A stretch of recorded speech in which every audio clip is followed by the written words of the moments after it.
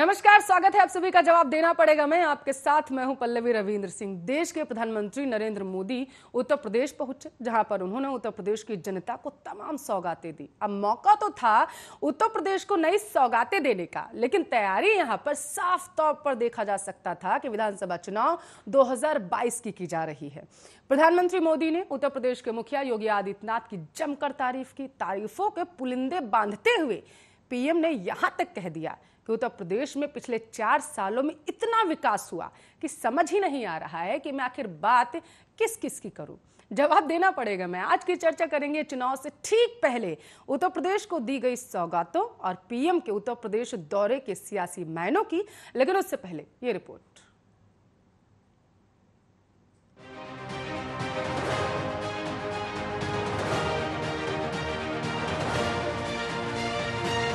संसदीय क्षेत्र वाराणसी के दौरे पर पहुंचे प्रधानमंत्री नरेंद्र मोदी ने कोरोना काल के दौरान योगी सरकार के प्रयासों की जमकर सराहना की। पीएम मोदी ने कहा कि उत्तर प्रदेश पूरे देश में कोरोना की सबसे ज्यादा टेस्टिंग करने वाला राज्य है। आज उत्तर प्रदेश पूरे देश में सबसे ज्यादा वैक्सीनेशन वाला राज्य भी है। उन्होंने कहा कि कोरोना की दूसरी लहर को यूपी ने बहुत अच्छी तरह से संभाला है। अपनी बात को आगे बढ़ाते हुए देश के प्रधानमंत्री ने कहा कि कोरोना वायरस के बदलते हुए और खतरनाक रूप ने पूरी ताकत के साथ हमला किया था, लेकिन काशी सहित यूपी ने पूरे सामर्थ्य के साथ इतने बड़े संकट का मुकाबला किया। कोरोना से निपटने में उत्तर प्रदेश के प्रयास उल्लेखनीय है। उन्होंने कहा कि काशी नगरी आज पूर्वांचल का बहुत बड़ा मेडिकल हब बन रही है। जिन बीमारियों के इलाज के लिए कभी दिल्ली और मुंबई जाना पड़ता था, आज उनका इलाज काशी में उपलब्ध है। पीएम मोदी ने कहा कि आज काशी के विकास से जुड़े 1500 करोड़ रुपए से अधिक परियोजनाओं का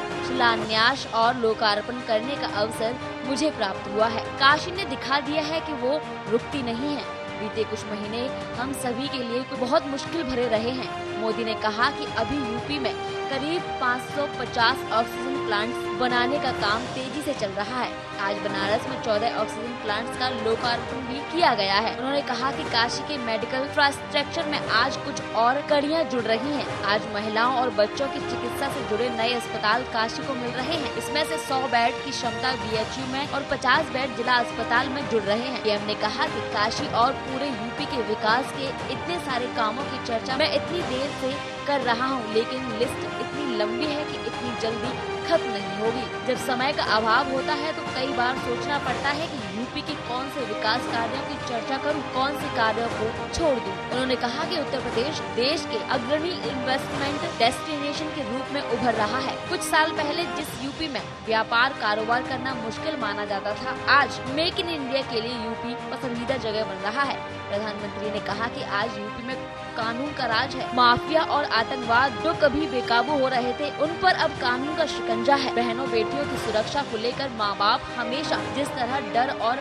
आशंकाओं में जीते थे, वो स्थिति बदली है। उन्होंने कहा यूपी में सरकार आज भ्रष्टाचार और भाई भतीजावाद से नहीं विकासवाद से चल रही है। इसलिए आज यूपी में जनता की योजनाओं का लाभ सीधे जनता को मिल रहा है। इसीलिए आज यूपी में नए नए उद्योगों का निवेश हो रहा है, रोजगार के अवसर बढ़ रहे हैं। जहां एक तरफ मोदी ने सूबे के मुखिया योगी की जमकर तारीफ की, तो वहीं दूसरी ओर विपक्ष पर कटाक्ष भी किया। मोदी ने आरोप लगाते हुए कहा कि ऐसा नहीं है कि 2017 से पहले यूपी के लिए योजनाएं नहीं आती थी, पैसा नहीं भेजा जाता था, तब भी दिल्ली से इतने ही तेज प्रयास होते थे, लेकिन तब लखनऊ में उनमें रोड़ा लग जाता था। आज योगी जी खुद कड़ी मेहनत कर रहे हैं। प्रधानमंत्री नरेंद्र मोदी आज अपने संसदीय क्षेत्र वाराणसी दौरे पर हैं। करीब 8 महीने बाद आज पीएम मोदी वाराणसी आए हैं। पीएम मोदी ने बटन दबाकर काशीवासियों को 1475 करोड़ से ज्यादा की सौगात लोगों को दी है। पीएम मोदी ने वाराणसी में विभिन्न विकास परियोजनाओं का शिलान्यास और लोकार्पण किया। प्रधानमंत्री ने अपने भाषण की शुरुआत भोजपुरी भाषा से की।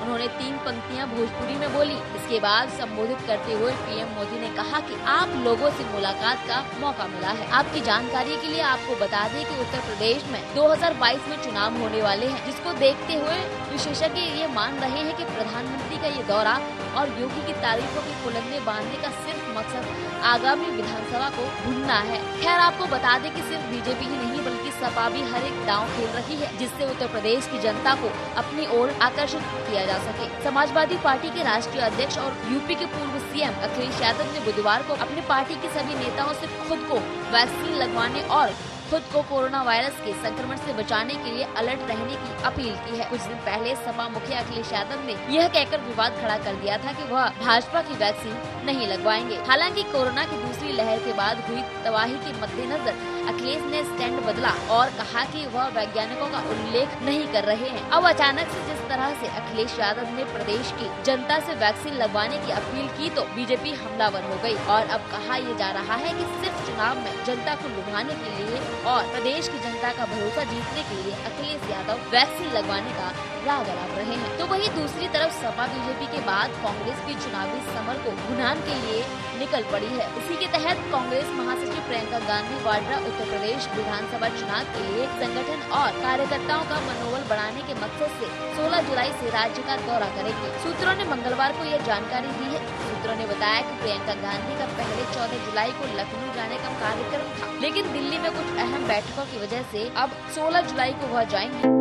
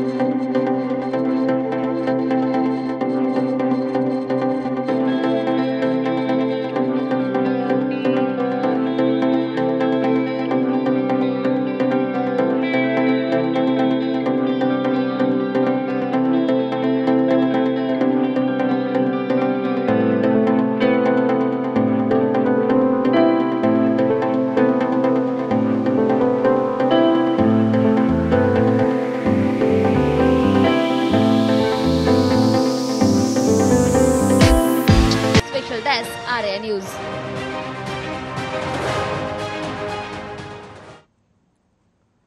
तो देश के प्रधानमंत्री मोदी उत्तर प्रदेश पहुंचे हुए थे। वाराणसी पहुंचकर उन्होंने राज्य की जनता को तमाम सौगातें दे दी हैं, लेकिन विपक्ष ये कह रहा है कि आगामी विधानसभा चुनाव को देखते हुए ये सौगातें राज्य की जनता को दी गई। इसी मुद्दे पर चर्चा कर रहे हैं। आर्या न्यूज के सवाल आपको दिखा देते हैं। सौगात है बहाना कि आगामी विधानसभा चुनाव 2022 में जो होने वाले हैं उसे है असल मकसद में निशाना बनाना।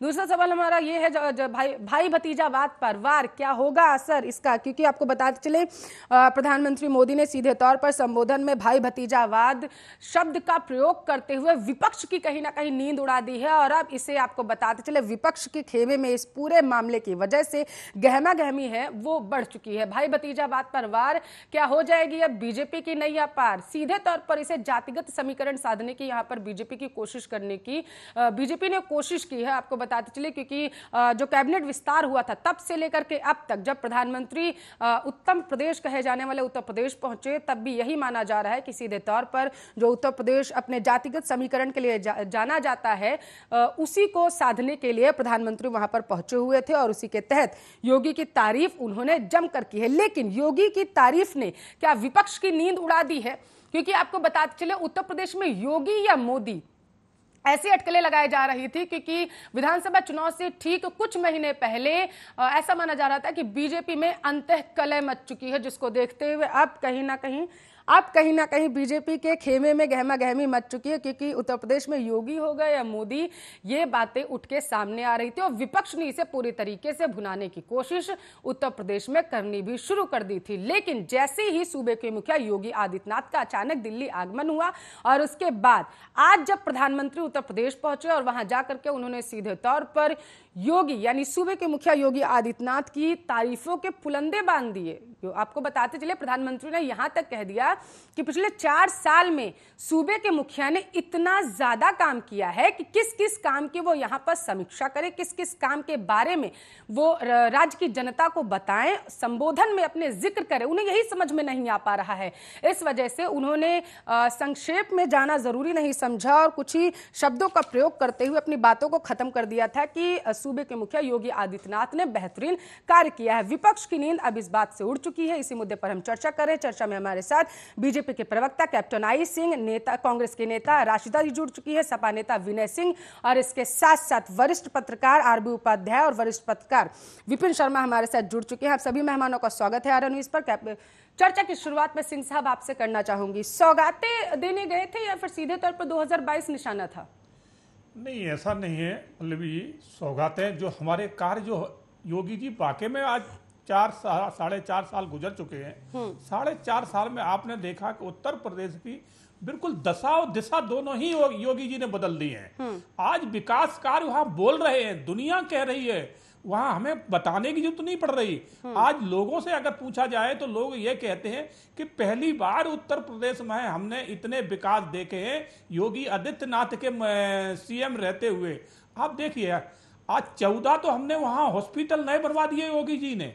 हर क्षेत्र में और युवा जितना जो है ना कोरोना काल में दूसरे प्रांतों से वहां प्लानिंग करके पहुंचा था, आज वापस लौट के नहीं गया है। उत्तर प्रदेश में सबको रोजगार मिल रहा है, जो रोजगार चाह रहे हैं उनको रोजगार मिल रहा है, जो नौकरियां चाह रहे हैं उनको हर क्षेत्र में नौकरियां दी जा रही हैं। और नए नए हम कोरोना से लड़ने के लिए हॉस्पिटल बना रहे। आपने देखा कि अभी जब दूसरी लहर जब आई कोरोना की, तो ये एक ऐसे योगीनाथ मुख्यमंत्री थे जो गांव गांव शहर शहर तहसील तहसील तक पहुंचे और लोगों का हाल जाना है और व्यवस्था की पूरी समीक्षा करी है। तो काम बताने की जरूरत नहीं पड़ती, आम जनता अपने आप कहने लगती है। तो हम अपना काम जो बता रहे हैं वो जनता खुद आज कह रही है। आज नहीं, जनता ने नहीं कहा, ये तो यहाँ से पहुंचे हुए थे दिल्ली से प्रधानमंत्री साहब, उन्होंने जाकर के वहां पर तारीफें की। मतलब ये तो वो बताने गए थे, तो उन्हें बुलाने के लिए ऐसे योगी आदित्यनाथ ने ऐसे काम किए हैं कि देश के प्रधानमंत्री को जाना पड़ा सूबे में उनके काम बताने के लिए। नहीं, ये तो उनका देखो जो प्रधानमंत्री का जो दौरा होता है वो जाना था, काम बताने के लिए नहीं गए। आपने ये तो कह दिया मगर यही नहीं बताया कि आज 1500 करोड़ की सौगात उन्होंने जो है ना खाली काशी को दी है। काशी की दशा आप आज से 5 साल पुरानी देखिए और आज की दशा देखिए। आज काशी देखने लायक है, जो मंदिर कभी नजर नहीं आते थे आज वो खुल के बाहर आ गए हैं। और 1500 करोड़ की जो सौगात काशी को दी है उससे वहां का भव्य एक अच्छाई एक मॉडल बनेगा काशी का, और वहां के लोगों को जिसे 4 साल में सूबे के मुखिया नहीं बना पाए, ये कहना चाहते हैं आप? नहीं, ये सब सूबे के मुखिया के ही द्वारा तो हो रहे हैं। तो ये तो फंड जो मोदी जी ने आज यहां दिया, ये तो हर जगह हम देते हैं फंड, खाली उत्तर प्रदेश को नहीं दिया है। जहां जरूरत पड़ती है वहां देते हैं, मगर कोई इस फंड को तरीका से यूज करता। फंड तो पहले जब समाजवादी की सरकार है उस केंद्र से उस टाइम भी जाता था, मगर वो जो योजना के लिए जाता था कभी उस योजना को धरातल पे नहीं लाते थे, क्योंकि कहीं किसी सरकार का नाम ना हो जाए। तो जब सोच अच्छी नहीं होगी तो वहां के क्षेत्र की जनता की, उस प्रांत की जनता का, उस सीएम कभी उद्धार नहीं कर सकता। सपा के नेता हमारे साथ जुड़े हुए हैं। विनय जी, केंद्र से योजनाएं पहले भी जाती रहती थी, लेकिन क्योंकि केंद्र की तारीफ ना हो जाए इसकी वजह से धरातल पर उन योजनाओं को सफल होने ही नहीं दिया जाता था, कहना है सिंह साहब का। हमारे बड़े भाई अभी बोल रहे थे और सुन करके बड़ा हास्यास्पद लग रहा था कि उत्तर प्रदेश के अंदर जो लोग नौकरियां मांग रहे हैं उन्हें नौकरियां मिल रहा है, जो लोग बेरोजगार हैं उनको नौकरियां दी जा रही हैं, जिन्हें कोई दिक्कत है, हॉस्पिटल की जरूरत है, उन्हें हॉस्पिटल मिल रहा है। शायद हमारे मित्र उस समय सो रहे थे जब कोरोना कहर उत्तर प्रदेश में व्यापक रूप से अपने चरम सीमा पर था। तो माननीय योगी आदित्यनाथ जी महाराज आइसोलेशन में थे और पूरे उत्तर प्रदेश में त्राहिमाम मचा हुआ था। और आकर के बाहर हमारे माननीय मुख्यमंत्री जी ने कहा, मौसम है गुलाबी, चारों तरफ बेड भी हैं, हॉस्पिटल भी हैं, ऑक्सीजन भी है, कोई नहीं मर रहा, सब झूठ बोला जा रहा है। लगा कैसा क्रूर मजाक इन्होंने हमारे उत्तर प्रदेश की जनता के साथ किया। उस समय तस्वीरें आ रही थी, एक लड़का अपने बाप की जिंदगी की भीख के लिए घुटनों के बाद डॉक्टरों से गुहार लगा रहा, कोई थाने में गुहार लगा रहा, कोई जो है साइकिल पे, कोई कंधे पर अपने परिवार को लेकर के हॉस्पिटल के दौड़ रहा। उसी स्थिति में जब माननीय मुख्यमंत्री उत्तर प्रदेश के सूबे के मुखिया इस तरह का बयान देते हैं तो क्या शर्मनाक नहीं लगता? और रही बात कि आपने विकास किया, आप बता नहीं पाएंगे आपने क्या विकास किया, आपको विकास ढूंढना पड़ेगा। लेकिन समाजवादी विकास आपको हम गिनाने बैठेंगे पूरा समय खत्म हो जाएगा, लेकिन विकास की तस्वीर नहीं खत्म होगी। उत्तर प्रदेश में आगरा से लेकर के, मथुरा से लेकर के, गोरखपुर से लेकर के लखनऊ तक हम बैठे बैठे यहाँ पर 50 विकास गिना सकते हैं। लेकिन मेरे मित्र से अगर कहा जाए तो इसी तरीके की बातें गोल मोल जवाब देते रहेंगे कि हमने विकास किया। अरे कहाँ किया, धरातल पे बताएं तो कहाँ किया। आज कोरोना काल में कहते हैं कि योगी जी की बड़ी तारीफ हुई। पूरा भारतीय जनता पार्टी योगी को पूरा मुख्यमंत्री मानने को तैयार नहीं था। उसके लिए कितनी मशक्कत करनी पड़ी थी, वह सारी जनता ने पूरा उत्तर प्रदेश देखा है कि कितनी मीटिंगें हुई, कितने समाधान किताबें निकालनी पड़ी, तब जाकर के कुछ सुलह सपाटा हुआ। ये था इनके कार्य का मॉडल, उत्तर प्रदेश का मॉडल था कि भारतीय जनता पार्टी के सिर्फ नेतृत्व को नहीं विश्वास था कि योगी जी के नाम पर उत्तर प्रदेश का चुनाव जीता जा सकता है। चलिए ठीक है, लेकिन बेहतरीन बात यह है कि कम से कम समाजवादी पार्टी भी आगे आ रही है, जो कभी पहले कहा करती थी कि बीजेपी की वैक्सीन नहीं लगवाऊंगा, लेकिन अब जाकर के कम से कम वो वैक्सीन तो लगवा रहे हैं, सपोर्ट तो कर रहे हैं खैर जाकर के। देखिए, वैक्सीन नहीं लगवाऊंगा ये नहीं कहा गया था, आप थोड़ा सा उसको समझिए। यही कहा गया था। आप लोग समाजवादी नेताओं की यही तो प्रॉब्लम है, झूठ बोल के भाग जाते हैं, फिर कहते हैं हमने ये नहीं बोला है। आप ये ऑन रिकॉर्डेड है, मेरे पास भी है, कहो तो मैं मोबाइल से दिखाऊं। ये उन्होंने मंच से कहा था, मीडिया के सामने कहा था कि ये भाजपा की वैक्सीन है, जाओ मैं नहीं लगवाऊंगा, जो हमारी सरकार आएगी तो हम फ्री लगवाएंगे। हमारे पास वरिष्ठ पत्रकार भी बैठे हुए हैं, हम उनसे पूछ लेंगे, लेकिन ठीक है विनय जी, ये देशद्रोही लोग हैं। ठीक है विनय जी, नहीं कहा था अखिलेश यादव ने, जी नहीं कहा था अखिलेश यादव ने कि वैक्सीन नहीं लगवाऊंगा मैं। उन्होंने कहा था भारतीय जनता पार्टी की वैक्सीन। भारतीय जनता पार्टी थोड़ी ना वैक्सीन बनवाएगी जाकर के, उसमें कौन से वैज्ञानिक बैठे हुए हैं? अरे विनय जी, भारतीय जनता पार्टी में डॉक्टर्स थोड़ी ना है, वैज्ञानिक थोड़ी ना है, जाकर के वो वैक्सीन बनवाएंगे जाकर के। भारतीय जनता एक बार पीसीआर जरा से वो बाइट चला दीजिए अखिलेश यादव की, जिसमें उन्होंने कहा था कि मैं वैक्सीन नहीं लगवाऊंगा। एक बार चला दीजिए, उसके बाद मेरे साथ वरिष्ठ पत्रकार जुड़े हुए हैं, विपिन जी और आरबी उपाध्याय जी, उनसे सीधा इसका विश्लेषण पूछेंगे। मैंने अपनी बात कह दी, और वो भी बीजेपी लगाएगी उसका भरोसा करूंगा मैं? अरे जाओ भाई, अरे अपनी सरकार आएगी सबको फ्री वैक्सीन लगेगी, हम बीजेपी का वैक्सीन नहीं लगवा। मैंने अपनी बात कह दी, और वो भी बीजेपी लगाएगी उसका भरोसा करूंगा मैं? अरे जाओ भाई, अरे अपनी सरकार आएगी सबको फ्री वैक्सीन लगेगी, हम बीजेपी का वैक्सीन नहीं लगवा। मैं तो मतलब अखिलेश यादव का कहना यह था कि जब तक समाजवादी पार्टी की वैक्सीन नहीं आएगी तब तक वो जाकर के जनता से ये नहीं कहेंगे कि भैया कोविड है, हमारे बीच में है कोरोना, जा करके आप लोग वैक्सीन लगवा लीजिए। अखिलेश यादव का ये कहना था। पुलवामा के पुलवामा में बच जाइए हो प्लीज। सकती है, उत्तर प्रदेश पर चर्चा हो रही है, वहाँ के सियासी समीकरण को समझने की कोशिश कर रहे हैं, वहीं पर बात करिए तो बेहतर होगा। करने का प्रयास किया था विनय जी प्लीज मुद्दे को घुमाइए नहीं, स्पष्ट सवाल है मेरा, स्पष्ट जवाब दीजिए, ठीक है? बिल्कुल। अब जब तक समाजवादी पार्टी की सरकार नहीं आएगी, अखिलेश यादव ये कहना चाहते थे कि तब तक मैं वैक्सीन नहीं लगवाऊंगा, ना ही बोलूंगा। बिल्कुल कहा था, मैं तो कह रहा हूं। अभी तो आपने कहा था, नहीं कहा था। मैंने वैक्सीन लगवाया, मैंने अपने देश के होनहार वैज्ञानिकों के द्वारा दिया हुआ वैक्सीन लगवाया। भारतीय जनता पार्टी के पास कहां से वैक्सीन है? फर्जी में हो रहे थे कि हम वैक्सीन लेकर के आए। वैक्सीन इसका मतलब आपका नेता झूठ बोल रहा था? इसका मतलब अखिलेश यादव झूठ बोल रहे थे कि भाजपा की वैक्सीन है? ठीक है, इसका मतलब नेता आपका झूठा है। विपिन जी, मैं सीधा आपके पास आना चाहूंगी, क्या आप ये मानते हैं कि योगी की तारीफ जिस तरीके से प्रधानमंत्री ने जाकर के वहां पर की, विपक्ष के खेमे में खलबलाहट कहीं ना कहीं मच चुकी है? क्योंकि एक तरफ तो पहले बहुत सारे बयान ऐसे दिए जा चुके थे कि वैक्सीन नहीं लगवानी, कोरोना नहीं है, बहुत सारे बयानबाजियां विपक्ष के तरीके से इस तरीके से की गई थी कि बीजेपी जो है वो भय पैदा करने की कोशिश कर रही है, इतना कोविड नहीं है देश में। तो अब जाकर के जब कोविड से स्थिति बद से बदतर होती गई, उसके बाद अब बयान आने लगे कि नहीं आप वैक्सीन लगवाइए, और जो अब बीजेपी जो है इसका क्रेडिट लेने की कोशिश कहीं ना कहीं कर रही है। तो आपको क्या लगता है, खलबली मच चुकी है कहीं ना कहीं, क्योंकि विधानसभा चुनाव भी पास है? पल्लवी जी, आपका सवाल बहुत अहमियत रखता है। यहाँ पर मैं कुछ पहलुओं की तरफ ध्यान ले जाना चाहूँगा कि सबसे पहले कि देखिए, वो तो बहुत दुर्भाग्यपूर्ण बात है कि यहाँ पर, क्योंकि भाजपा के दफ्तर में तो टीका बना नहीं था। अगर टीके का एजाज हुआ तो उन महान वैज्ञानिकों को सलाम करना चाहिए, और कि यहाँ पर पहले भी ताली थाली की जब प्रधानमंत्री ने बात करी तो वहां पर वो ताली थाली उन्होंने अपनी सरकार के लिए, अपने लिए नहीं बोला था। वो बोला था कि जो योद्धा, कोरोना योद्धा जो ग्राउंड जीरो पे लगे हैं, ये सुनिश्चित करने की एक आम आदमी महफूज रहे, सुरक्षित रहे, तो वहां पर उनका मनोबल और 7वें आसमान पे जाए, ताकि वो जो काम कर रहे हैं डट के खड़े रहें। तो क्योंकि वहां पर सब लोग देखिए मैदान छोड़ के जा रहे थे, वहां पर कोरोना ये संक्रमण जब फैलने लगा तो वहां पर किसी को इसके बारे में कोई जानकारी थी नहीं, कोई रोकथाम तो था नहीं। तो बहरहाल मुद्दा यह है कि यहाँ पर देखिए थोड़ा पीछे जाना पड़ेगा। अभी जो अंदर खाने से खबरें आ रही थी कि सब कुछ ठीक नहीं है प्रधानमंत्री नरेंद्र मोदी में और मुख्यमंत्री योगी में, उसके बाद देखिए इन्होंने तो अपने घर की जो आपस में जो भी कमी पेशी थी, जो आपस में जो मतभेद थे, उनको सुलझा दिया।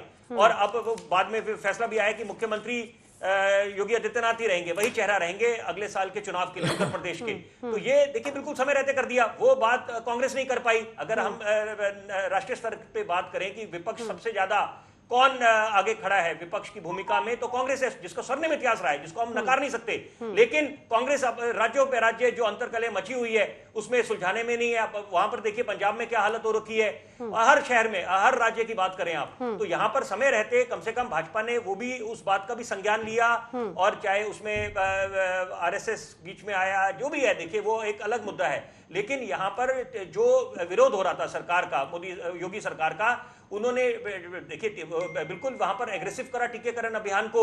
उसके बाद अभी बार बार हर एक मंच से जब बात बोली जाती है कि विकास को तवज्जो मिलनी चाहिए, अब जब 1500 करोड़ से ज्यादा की योजनाओं की जब लोकार्पण हो रहा है और उसकी कई महत्वाकांक्षी योजनाओं की घोषणा हुई है और कार्य आपको जमीनी स्तर पे दिख रहा है, तो वहां पर तो उसका स्वागत होना चाहिए। ये विपक्ष को अपना हक है लोकतंत्र में कि वो खामियां उजागर करे।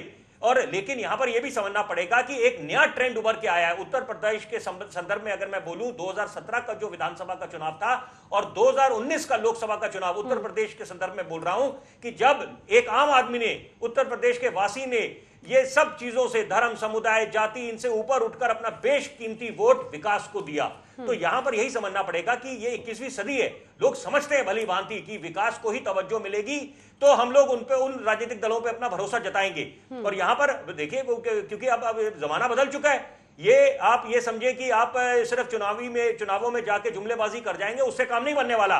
और उत्तर प्रदेश को अगर आपने उत्तम प्रदेश बनाना है तो आपको करके दिखाना पड़ेगा। और वो निश्चित बात है, अभी राम राज्य नहीं आया, बहुत लंबा सफर है। यहां पर आपने रोजगार भी देने, अर्थव्यवस्था पटरी से बिखरी हुई है। लेकिन अच्छी बात यह है कि जो विदेशी निवेश की हम बात करते हैं कि एक फेवरेबल डेस्टिनेशन उत्तर ऐसा प्रतीत होता है, देखिए ऐसा प्रतीत होता है कि उत्तर प्रदेश उस राह पे चल पड़ा है कि जहां पर आपको निवेश भी आएगा, जैसे प्रधानमंत्री ने बोला कि इन्वेस्टर एक आइडियल डेस्टिनेशन बन रहा है। और वही आपने बनाना भी, आपकी जो महत्वाकांक्षी योजनाएं हैं, make in India, skill India, digital India, स्वच्छ भारत, कि आपने उस पर हम अमल करना है, तभी लोगों को भी समझ आएगा कि ये सरकार सही मायने में संकल्पित है कि जो उन्होंने वादे करे उस पर ये खरे उतरे हैं। और यहां पर ये भी समझना पड़ेगा कि ये जो आपने वादे दिए हैं रोजगार को लेकर, वो कितने कारगर साबित हुए हैं, कितने लोग संतुष्ट हैं उससे कि रोजगार कितने लोगों को मिला। और जो जीडीपी के आंकड़े धरातल पे आए हुए थे, वो अलग बात है कि चीन और अमेरिका की जो ट्रेड वॉर थी, उसके बाद कोरोना काल में हमने जी के देखा सदी की सबसे बड़ी महामारी।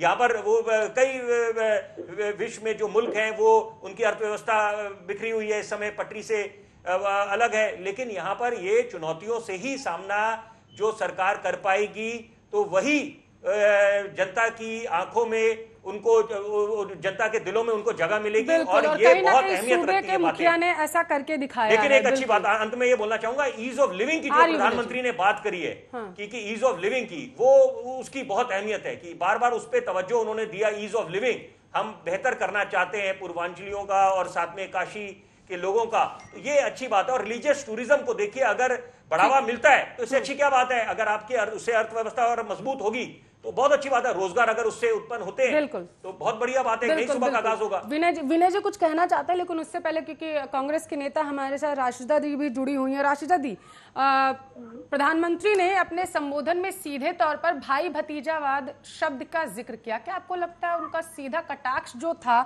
वो कांग्रेस पर था? देखिए, भारतीय जनता पार्टी हमेशा अच्छी चीज को नकारती है और बुरी चीज को हमेशा भाई भतीजावाद अच्छी चीज है? नहीं, भाई भतीजा क्या है? इनके आप ये बताइए के जो बेटे हैं उनको बीबीसी का क्या बना दिया गया है, ठीक है, योगी जी को क्या बना दिया गया है। अगर इनका परिवार नहीं तो क्या कोई किसी का परिवार नहीं होगा? जिसका परिवार है वो परिवार में अगर जिम्मेदारियां निभाने के काबिल जिम्मेदारी उसकी दी जाएगी ना। इसमें भाई भतीजे कौन सी बात आ गई है? अब अखिलेश हैं, मुलायम सिंह के बेटे हैं, वो काबिल थे, जिम्मेदार थे तो वो बने, अब वो काबिल नहीं तो उन्हें हटा दिया गया है, जनता ने उनको नकार दिया है। तो इसमें भाई भतीजे की बात कौन सी आ गई? पहली बात। दूसरी बात ये कि इन्होंने जो बीजेपी के प्रवक्ता ने बताया कि 14 हॉस्पिटल बने हैं। मैं उनसे सिर्फ 5 हॉस्पिटल के नाम पूछती हूँ, कोई 5 हॉस्पिटल मुझे नाम बता दे, फिर मैं अपनी डिबेट को आगे बढ़ाऊंगी। तीसरा ये मैं कहा कि नौकरियां जो है दी गई है, इस समय 69,000 के लिए बच्चे मार खा रहे हैं, सर फूट रहा है, और हम ही कांग्रेसी उनको सपोर्ट कर रहे हैं कि आप परेशान ना हो, आपको कहीं ना कहीं कुछ ना कुछ सरकार से दिलवाया जाएगा। दूसरी चीज, अभी चारबाग में पुलिसकर्मी की नौकरियों को लेके कल प्रदर्शन हुआ है, ठीक है। लखनऊ उत्तर प्रदेश में जो नौकरियों का सिलसिला रोज प्रदर्शन हो रहा है, ये शायद मेरे ख्याल से बीजेपी के प्रवक्ताओं को दिख नहीं रहा है, या ना बीजेपी को दिख रहा है। चौथा, ये इन्होंने कहा कि माँ गंगा ने मुझे बुलाया है। जब चुनाव स्टार्ट उनका हुआ था 2014 में, जब 15 में जब ये आए थे, तो कहे माँ गंगा ने मुझे बुलाया है। आज उस माँ गंगा में सैकड़ों लाश बही है। उस माँ गंगा को पवित्र से अपवित्र किसने किया है? राशिदा जी, मेरा सवाल आपसे ये था कि क्या कांग्रेस में भाई भतीजावाद है? ये रैली नहीं है राशिदा जी, भाषण मत दीजिए, सिर्फ मेरे सवाल का जवाब दीजिए। क्या कांग्रेस में भाई भतीजावाद है? इसमें भाई भतीजा इसमें यहाँ कहाँ पे है कांग्रेस, बताइए मुझे आप। ये तो आपने अभी कहा कि अगर कोई है सक्षम तो उसे दिया जाएगा। इसमें बीजेपी को क्यों दिक्कत हो रही है? आपने तो सपा तक का उदाहरण पेश कर दिया यहाँ पर। तो मैं ये पूछना, अरे आप समाजवादी पार्टी के प्रवक्ता हैं या कांग्रेस की हैं? आप समाजवादी पार्टी का पक्ष मत रखिए ना, उसके लिए विनय जी बैठे हुए और लेंगे अपना पक्ष। आप अपनी पार्टी का पक्ष रखिए। मैंने सिर्फ हाँ या ना में जवाब पूछा, आप हाँ या ना में जवाब दीजिए राशिदा जी। आपका सवाल ही गलत है ना, क्योंकि हमारे यहाँ तो भाई भतीजा कोई है ही नहीं। ओ प्रभु, ये मेरा सवाल नहीं है, ये देश के प्रधानमंत्री नरेंद्र मोदी ने सीधे तौर पर विपक्ष पर कटाक्ष किया है कि विपक्ष में जितनी पार्टियां हैं उनमें भाई भतीजावाद है। बीजेपी भाई भतीजावाद को सुनिए पहले, बिना सवाल सुने अगर आप इस तरीके से इसे रैली बना देंगे 40 मिनट की मेरी चर्चा को, तो यहाँ पर लगेगा कि आप सिर्फ और सिर्फ सवाल से बचना चाहती हैं, जवाब नहीं देना चाहती हैं। आप सवाल, आपने सवाल सुना? आपने राशिदा जी सवाल सुना? आपने सवाल सुना? आपने सवाल सुना? या फिर आपको गेस्ट कोऑर्डिनेटर ने मुद्दा नहीं बताया था? या फिर आप तैयारी करके नहीं आई है कि इस मुद्दे पर चर्चा करनी थी? 1 मिनट, उसको बढ़ावा नहीं देते वो, ठीक है, नहीं देते ना, ठीक है। आरबी उपाध्याय, इनके मत करिए इस तरीके से, थोड़ी ना घर की चर्चा नहीं चल रही है इस तरीके से। नहीं, आप ठीक है। वरिष्ठ पत्रकार आरबी उपाध्याय जी हमारे साथ जुड़े हुए हैं। आरबी उपाध्याय जी, प्रधानमंत्री ने सीधे तौर पर विपक्ष पर यह कटाक्ष किया कि विपक्ष में जितने भी अभी तक चलता आ रहा है वो सिर्फ भाई भतीजावाद चलता आ रहा था। बीजेपी इस पूरे मामले का सपोर्ट नहीं करती है, बीजेपी भाई भतीजावाद पर नहीं चलती है। अब एक तरफ राशिदा जी कह रही है कि नहीं, अगर कोई सक्षम है तो उसे अगर दिया तो हमने क्या गलत कर दिया। हालांकि अपनी पार्टी का पक्ष रखते रखते वो दूसरी पार्टी में भी चली गई। लेकिन आप कितना इत्तेफाक रखते हैं प्रधानमंत्री के इस तथ्य से? देखिए पल्लवी, इसमें कोई दो राय नहीं है। आप पार्टियों में देखेंगे कि वन मैन शो है, चाहे आप समाजवादी पार्टी की बात कर लें, चाहे बीएसपी की बात कर लें, कि भी आप उससे इतर नहीं जा सकते हैं। तो ये बीजेपी का प्लस पॉइंट है कि बीजेपी में कोई भी किसी भी पद पर कहीं तक जा सकता है। वहाँ एक वर्चस्व का मामला नहीं है कि भी एक ही परिवार होगा या एक ही वो होंगे। तो इसमें बीजेपी को बढ़त मिलती है, इसमें कोई दो राय नहीं है। सिक्के का दूसरा पहलू ये, कोई भी स्वयंभू नहीं होता पल्लवी। ये नहीं है कि भी मैं मुलायम सिंह का कोई बेटा है तो वो मुख्यमंत्री बन जाएगा। देखिए पैरामीटर वो नहीं है, पैरामीटर जनता की अदालत है। जनता की अदालत का फैसला सर्वोच्च फैसला होता है और जनता ही चुनती है, चाहे वो कांग्रेस हो, चाहे वो बीजेपी हो, चाहे वो बीएसपी हो, चाहे वो एसपी हो, कोई भी पार्टी है। तो अगर हम ये कहने लगे कि वो जनता मूर्ख है तो वो जनता का अपमान है। मैं मानता हूं कि भी परिवारवादी पार्टियां हैं, परिवार से बाहर नहीं जाती हैं, अपने परिवार को ही प्रमोट करती हैं। एक एक परिवार में कई कई एमपी एमएलए एक ही परिवार से हो जाते हैं और रिश्तेदार हो जाते हैं, बाकी सब दड़ी उठाते रहते हैं। तो वो भी कहीं ना कहीं कार्यकर्ता और जनता देखिए कार्यकर्ता उसे एक्सेप्ट करता है नहीं, कार्यकर्ता को इस तरह की जो व्यवहार है वो एक्सेप्ट नहीं करना चाहिए, छोड़ देना चाहिए उसे कि भाई ये परिवार ही सब कुछ है, परिवार का ही मुख्यमंत्री होगा, परिवार से ही एमपी होगा, परिवार से ही एमएलए होगा, तो मैं किस लिए हूं। उसके बाद जनता है, देखिए जनता जो वोट करती है तो वो भी कोई पैरामीटर रखती होगी और उसका जो फैसला होता है वही मुख्यमंत्री चुनती है, चाहे परिवार कोई भी हो। जब उसको ठीक नहीं लगता उसको नकार भी देती है। तो राजनीति परिवार से नहीं चलती है, राजनीति जनता की जो अदालत है उसके फैसलों से चलती है और वो जब मोहर लगा देती है तभी कोई नेता नेता होता है, अदरवाइज तो स्वयं भी अपने आप को कोई कुछ भी कह सकता है। रहा देखिए बनारस में विकास हुआ है, ये नहीं कह सकते कि बिल्कुल विकास नहीं हुआ। मैं खुद बनारस 2-3 बार जा चुका हूँ, रहा हूँ, देखा है, लोगों से बात की है। पहले जो हालात थे भी देखिए गंगा के हालात, लोग पैसा इसलिए नहीं लगाते थे गंगा पे पल्लवी, मेरी कई लोगों से बात हुई कि फिर वो एक विशेष वर्ग विशेष है वो नाराज हो जाएगा, वो वोट नहीं करेगा। अगर काशी को डेवलप करेंगे, मथुरा को डेवलप करेंगे, अयोध्या को डेवलप करेंगे तो एक वर्ग विशेष की नाराजगी मोल नहीं लेना चाहते थे। उसको संतुष्ट करने के लिए चाहे वो काशी रही, मथुरा रही, ये सब पिछड़ते चले गए। यहाँ जो विकास होना चाहिए था वो विकास नहीं हुआ। माननीय प्रधानमंत्री जी का संसदीय क्षेत्र है और माननीय प्रधानमंत्री का संसदीय क्षेत्र अगर विकास नहीं होगा तो और विकास कहाँ होगा। मान लीजिए हम समाजवादी पार्टी की सरकार की बात करें, अगर सैफई में और इटावा में विकास नहीं होगा तो कहाँ होगा। वहाँ विकास दिखता भी है, वहाँ विकास दिखता है। तो देखिए विकास का ये निकार देना वो ठीक नहीं है। हाँ, अभी करने के लिए बहुत कुछ बाकी है। खाली ये कह देने से कि भी काशी क्वेटो हो जाएगा, बिल्कुल, तो वो क्वेटो नहीं हो जाता काशी। माननीय प्रधानमंत्री की योजनाएं सारी अच्छी थी, अगर उनका क्रियान्वयन ठीक होता, मान लीजिए स्वच्छता अभियान था, उस पर अगर अमल होता तो बहुत कुछ चीजें बदल जाती। गांव गोद लेने का मामला था, भी कितने मेंबर ऑफ पार्लियामेंट ने इस साल गांव गोद लिए हैं, मेरे ख्याल से कैप्टन साहब को भी नहीं पता होगा। तो देखिए योजनाएं सारी अच्छी थी लेकिन क्रियान्वयन पर कहीं ना कहीं कोताही हुई है।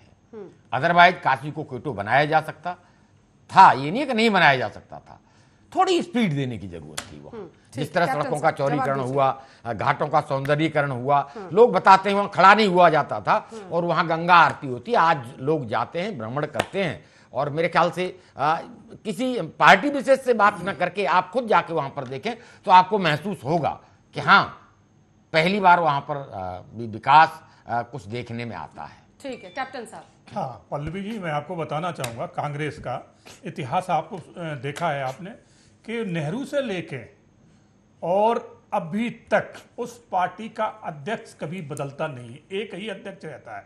इवन जब तक प्रधानमंत्री भी रहा है तो वो ही रहा है।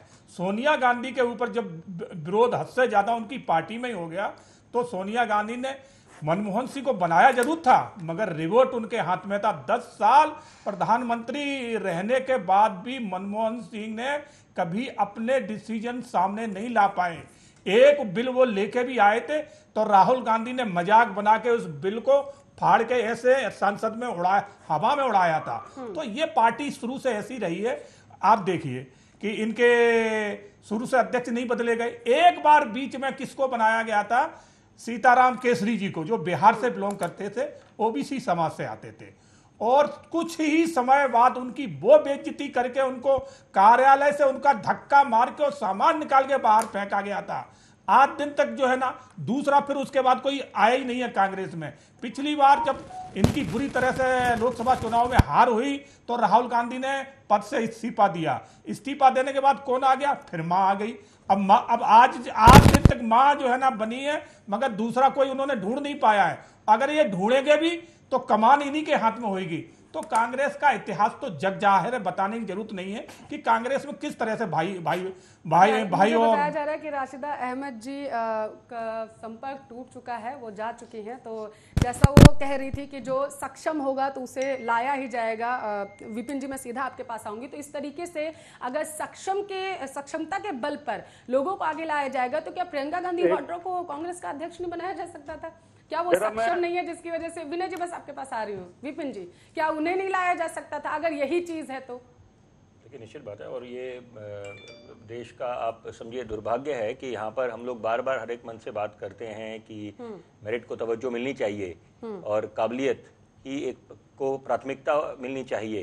तो अभी आप देखते हैं कि क्या हो रहा है। अभी मेरे से पहले जो भाजपा के प्रवक्ता हैं उन्होंने बात बोली मनमोहन सिंह साहब के बारे में, जो बहुत बड़े अर्थशास्त्री हैं, उसमें तो कोई दो राय नहीं है। लेकिन प्रधानमंत्री का कार्यभार कैसे उन्होंने संभाला, 10 वर्ष कैसे बीते, और इन्होंने रिमोट कंट्रोल की बात करी, वो एक पहलू है। लेकिन यहाँ पर ये समझना पड़ेगा कि इस समय देश के सामने बहुत सारी चुनौतियाँ हैं, और यहाँ पर भाजपा ने, जैसे मैंने बोला उसी बात को आगे थोड़ा बढ़ाऊंगा मैं, कि ये जो समय रहते उन्होंने अपने घर में जो एक, मैं उसको घमासान नहीं बोलूँगा, एक आपस में मतभेद जो आगे थे, बीच में ऐसा प्रतीत हो रहा था, लोग बात करने लगे थे दरारें पड़ रही हैं, कुछ शायद मुख्यमंत्री बदला जाए, जैसे उत्तराखंड में आपने देखा कि 3 बारी तो मुख्यमंत्री बदल लिया, और लेकिन यहाँ पर ऐसी नौबत नहीं आई। देखिए, समय रहते अगर आप जो मतभेद हैं उनको आप सुलझा पाएं तो इससे अच्छी बात क्या हो सकती है।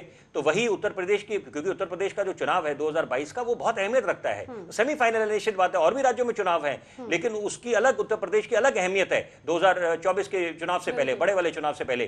तो यहाँ पर अगर हम विकास की बात करें, क्योंकि लोग अपेक्षा ये करते हैं कि जब लोकतंत्र के महापर्व में अपनी भूमिका निभाते हैं कि जो उनको जो पिछली बारी जब नेता आए, राजनीतिक दल आए चुनावी मैदान में, तो क्या वायदे पूरे करके गए।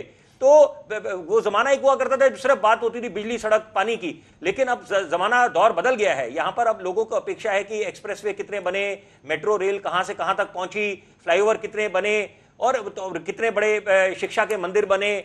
और सबसे बड़ी बात है कि अब जब सरकार एक तरफ, ये तो देखिए भ्रांतियां हैं कि ये बोले कि सिर्फ सरकार एक विशेष समुदाय की तरफ ही उनका ध्यान केंद्रित है, कि रिलीजियस टूरिज्म की जो बात करते हैं, रिलीजियस कॉरिडोर बनाने की जो बात करते हैं, मथुरा, काशी भी, तो वो ये समझना पड़ेगा कि सरकार ने एक बहुत अच्छी पहल करी थी, जिसका मैं इस चर्चा में जरूर उल्लेख करना चाहूंगा, कि मदरसों को हाईटेक करने की जब बात करी, और सरकार की तरफ से यह बयान भी आया कि एक हाथ में कुरान, एक हाथ में कंप्यूटर, इससे अच्छी क्या बात हो सकती है। क्योंकि ये देखिए, ये वही हमारा हिंदुस्तान देश है, महान देश, कि जिसपे हमारे को सदियों से फख्र रहा है, नाज रहा है, कि जहां पर फूल वालों की सैर निकालने की रिवायत रही है, जो हिंदू और मुसलमान भाइयों की एकता का प्रतीक रहा है। तो यह बात समझनी पड़ेगी, सरकार, ये तो एक भ्रांति है। और परसेप्शन की हम बात करते हैं, ये अंतर्राष्ट्रीय पटल, मैं तो उसको गिद्ध मीडिया बोलूंगा, अंतर्राष्ट्रीय कुछ मीडिया जो है, बड़ा मजा आता है उनको अंतर्राष्ट्रीय पटल पे हिंदुस्तान की छवि को धूमिल करने में। ये हम सबका देश है। और देखिए, जो बार बार ये बात बोलते हैं, बांटने का काम करते हैं, बोलते हैं अल्पसंख्यक महफूज नहीं है, यहां पर ये एक हिंदुस्तान ऐसा देश है, बड़े विश्वास से, जिम्मेदारी से मैं बोलना चाहता हूं, जहां पर अल्पसंख्यक कोई भी वर्ग बिल्कुल महफूज है, सुरक्षित है, और हमें इस बात पे फख्र है।